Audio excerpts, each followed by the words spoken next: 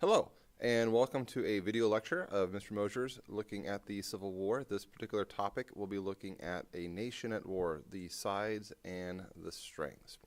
The textbook readings for this particular series looks at pages 510 and 513, The War Begins, and The War in the East, pages 520 and 521, The Breaking of the Union's Blockades.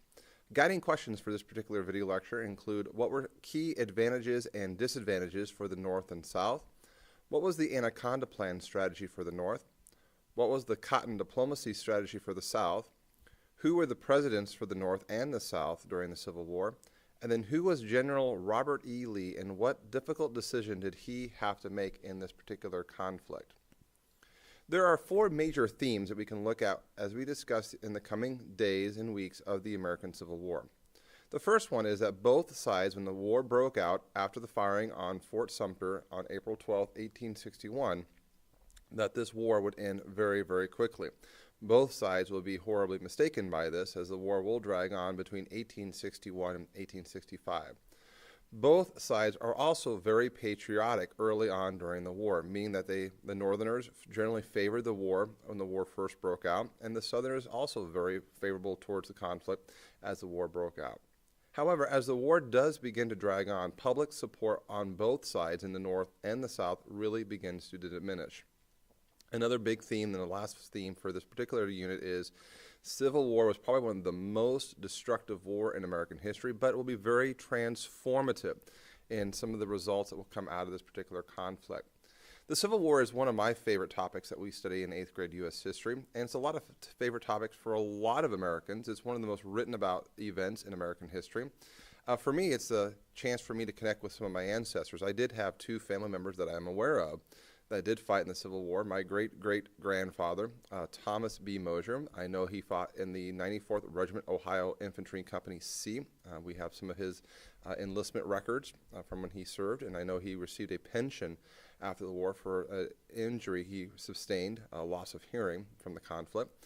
And then I also have another family member, First Lieutenant William Vance Griffith, who fought in the 13th U.S. Infantry, and my family actually still has his Civil War diary. It's now locked in a safe deposit box, where you can see some of the things he wrote about during this particular conflict. The Civil War is a conflict between two peoples in one country. That's what makes this conflict very unique in American history. This is not a war fought with another nation. This is a war fought amongst ourselves, amongst our own people. The Confederacy will become the independent country declared by the 11 southern states. They'll be known as the Confederate States of America. Sometimes we refer to them just simply as the South or the Confederacy. And the Northerners will start nicknaming them the Rebels, which is how they viewed the South, not as a separate nation, but as a grouping of states that were in rebellion against the Union. The Union is the United States of America. It's the northern states during the Civil War, and during the war it generally refers to the government and armies of the North. The Southerners will begin calling the Union the Yankees. So you have the rebels in the South and the Yankees in the North during this particular time period. There are a grouping of states that are kind of unique as sides are picked and lines are drawn during this conflict, and these are the border states. The border states were slave states that remain loyal in the Union. Not all the states that had slavery seceded after the attack at Fort Sumter. There were four total border states. Those states are Maryland, Delaware, Kentucky, and Missouri, that even though they had slavery, they had strong cultural ties with the North, and in some cases they had strong political leaders in those states that kept those states into the Union. So even though they had slavery and they were somewhat sympathetic to the South, they did not necessarily secede. West Virginia is kind of a unique story. It actually was part of Virginia, but when Virginia decided to secede and join the Confederacy, Virginians living up in the Appalachian Mountain region in this part of the state didn't want to secede, and so they actually broke away from Virginia. And in 1863, they applied for statehood and were actually admitted into the Union as a state. So these border states, as they are sort of named, are the separation really between the northern states or the Union and the Confederate states to the south. Many people who lived in these border states were deeply divided. Some will fight for the Union, Some will fight for the Confederacy. Even among families that lived in these border states, those families will also be very greatly divided. The Union states will consist of a total of 24 states. If we include the 4 border states and West Virginia, that gets added on in 1863. This is a listing of all the states at this time that fight for the Union side.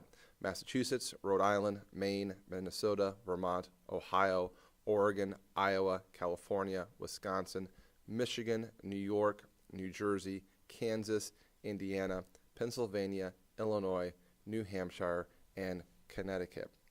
The southern states will consist of 11 total states that will secede and will become part of the Confederacy or the Confederate States of America. These states consist of Florida, Georgia, Texas, Tennessee, Alabama, Mississippi, South Carolina, Louisiana, Arkansas, North Carolina, and Virginia. So now that the battle lines have been drawn, and there's 2 distinctive sides, the North or the Union and the South and the Confederacy, as we look back as historians, which side had the advantage? Which side should end up winning this conflict? Well, if we look at some important statistics of the country in 1860, let's see which side had a little bit more of an advantage. We have here a couple different graphs that represents some of the populations and productions that were occurring in both the North or the Union or the South and Confederacy. The population, 71% of the population of the country resided in the North. Only 29% of the population resided in the South. The North makes up 75% of the land of the country, 65% of the acres of farmland, but the South has 96% of the cotton production of the country. Factories, 85% of the factories of the country will be in the North. 70% of the railroad tracks will be in the North. 93% production of the steel and iron factory production will be in the North. And in terms of value of exports, the South has a slight edge with 56% of the value of its exports of cotton being a little bit more that of the South. So if you're looking at these 2 graphs here, this table and pie charts, which side do you think should end up winning the American Civil War?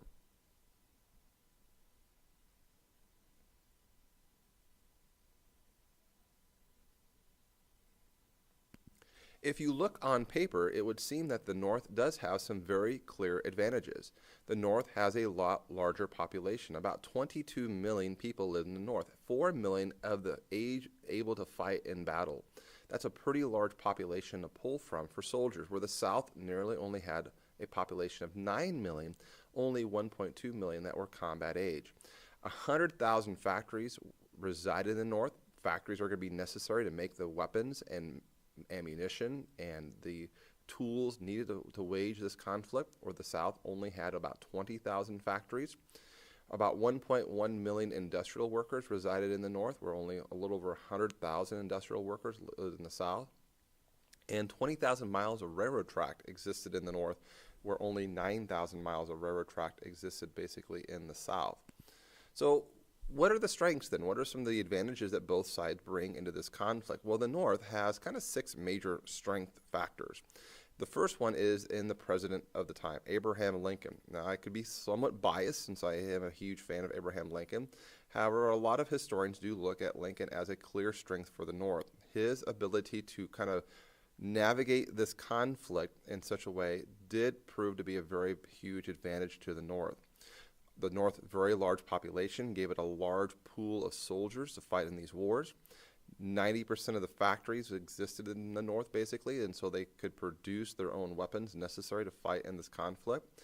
They had a lot of food production farms to produce the food that the soldiers would need to fight and wage the conflict. Transportation of railroads will become very essential during the conflict to be able to quickly transport weapons and soldiers to the front lines.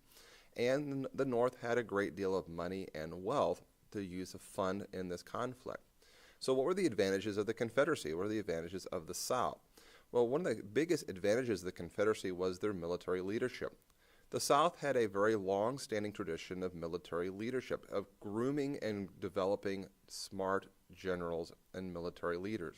For example, the Virginia Military Institute, or VMI, had a very long-standing tradition of producing cadets that would later on serve in the Army. And many of the commanding officers in the U.S. Army were from the South, and when the South seceded, they joined their southern states, giving them a little bit of a better leadership stance of the leaders in the Army. Also, most of the fighting of the Civil War will take place in the South, and as you've learned with the American Revolution, it does give you a slight home field advantage if you know the lay of the land. You know where to lead your attacks and how to build up your defenses. So we think about the strengths of the site. Definitely the North has a few more additional strengths. However, the South's strengths of military leadership and home field advantage will prove to be very effective for the southern states. So what are the weaknesses? Well, where the South had a clear-cut leadership advantage in the military, the North was very deficient in this fact. There's a lot of very poor military leadership, especially in the first few years of the conflict, that will prove to be very, very detrimental to the Northern chances of victory. The South had a few more deficiencies or weaknesses, mainly because the North had these advantages. The South had a lot smaller population to pool from for fighting in these battles. The South also had very small industry, meaning that they had to import a lot of their supplies and a lot of their weapons from the European countries and nations. Transportation in the South was also rather difficult because they didn't have nearly the amount of railroad tracks to quickly transport weapons, supplies, and troops to the front lines. The South had to rely on old standards of transportation, of using wagons of mules and horses to transport these weapons and supplies to the front line. So as we look at the strengths and weaknesses of two sides, there's definitely some advantages and some disadvantages for both of these two armies in this conflict. So what are the strategies? What are the ways that these two sides are going to try to carry out the conflict that uses their advantages and takes advantages of the disadvantages of the opposing side? One thing that we're going to be looking at here is the Northern game strategy, the Northern plan of victory in the conflict. Now, originally, the North thought that this was not going to be a very, very long conflict. They figured that if they could take the capital of the Confederacy, which is in Virginia, a mere 90 miles away from the capital of the North, Washington, D.C., they figured the war would be very quickly ended. However, there was a very old general named Winfield Scott who thought that this war could potentially drag on, and he came up with a plan known as the Anaconda plan that will eventually be adopted by the North. And if you think about the term anaconda, it is a name of a large constrictor snake that lives in South America that surrounds its prey and suffocates it to death. And that's in large part what the Anaconda plan called for. The Anaconda plan had basically four key parts to it. The first one was to surround the South. Just like a snake, a constrictor surrounds its prey and suffocates it, the Northern strategy was to surround the South with a naval blockade. Using the more powerful, larger Northern Navy to surround the coasts and major ports throughout the South would prevent the South from being able to import supplies and weapons out of Europe. They also wanted to divide and conquer the South, break the South up into different regions. This part of the country, the South, of the Confederate States, and this part vary greatly in terms of production. In Arkansas and Texas, there's a lot of food production that's produced out in that region. That food would be necessary to help supply the soldiers needed to fight in the eastern battles. So the Union plan was to basically take the Mississippi River and begin dividing up the South so that the food grown out in the western parts of the Confederacy would not be able to support the fighting and the soldiers in the eastern part of the Confederacy. Like the other plans of the Union, the earlier plans of taking the Confederate capital, taking the head of the Confederacy, capturing Richmond, Virginia, was also an important element of this strategy. Again, Richmond was a mere 90 miles away from the capital of the Union, Washington, D.C., so you wouldn't think that would be too difficult, but you'll find out that it will become very, very challenging for the North. And again, destroy the resources the South does have, which is the railroads, very few of them, to really weaken the South's ability to wage this conflict. So in terms of the Northern strategy, the Anaconda plan, although it was not initially adopted by the North, it will become a very major aspect as the war begins to drag on to do these four things: surround, divide and conquer, capture the capital, and destroy the resources the South has for it to wage this conflict. So why would this be a very, very hard plan for the South to combat against? Well, if you look at this political cartoon here, you see here this large snake here with the head of a Union general named George B. McClellan. And you see here the head of the president of the Confederacy, Jefferson Davis, who we'll talk about just a little bit. You can notice his little devil horns on his head. The idea here is to weaken the South, make it so weak that it will not be able to wage war, much like a snake kills its prey by weakening it and suffocating it first, so that then it could basically swallow the creature whole. The same kind of idea here. Weaken the South, prevent it from being able to fight. Once it's in such a weakened position, then they should be very easily conquered. So what was the Confederate strategy? What was the South strategy? Well, their strategy was a little bit different. Their strategy was more of a defensive strategy, to fight a defensive conflict that would try to wear down the Union resolve, the Union will to fight in this conflict.